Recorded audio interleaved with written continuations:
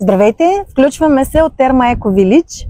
С мен е Йон Бондар, който ще ни разкаже повече за това място с различни концепции, защото ние сме на морето, обаче тук има хокеисти.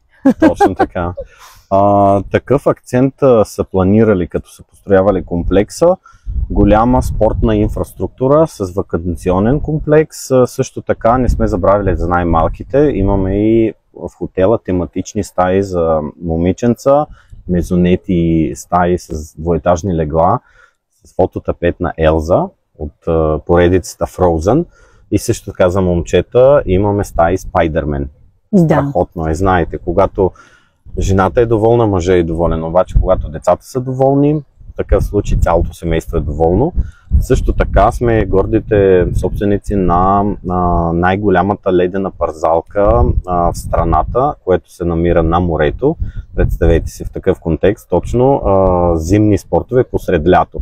А иначе на световно ниво сме третата по големина ледена парзалка с реален лед, 30 на 60 метра размери, олимпийски размери на морето. Третата в света.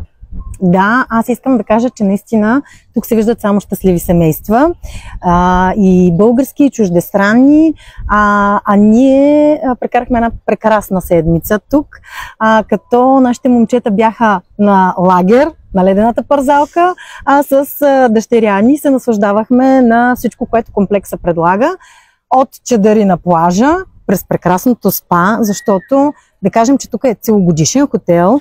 Той е летен, но е целогодишен. Да, имаме също така концесия на 2 термални минерални извора. Съответно, повечето басейни в комплекса се снабдяват с тази минерална вода.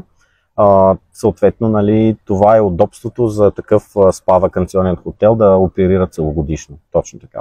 Точно така, насочен е и към майс бизнеса, към конгресния туризъм. Също сте отворени за големи събития. Отскоро и отворени към дигитализацията, защото Touch Menu е в процес на имплементиране. Стартираме естествено с плажа и поръчки, с спа център, с guest experience, от всичко, което може хотела да предложи като продукти и услуги, гостите могат да се възползват чрез QR-кодове от всяка хотелска стая. Ако все още някой не е решил къде да прекара лятната си ваканция, можете да ги приемете, нали? Абсолютно. Така както се развива сезона, очакваме горе-долу плътно 60-70% заетост, така че винаги остават едни 30% заетост, които са свободни. И най-вероятно ще лансираме също така и специални оферти. В момента даже за стаите сме с минус 25%, а вилите, които са зад гърба ни, са до минус 40% отстъпка. Да. Благодаря много, Йон, за информацията и за прекрасното преживяване. С удоволствие очакваме ви отново. Мерси. Чао!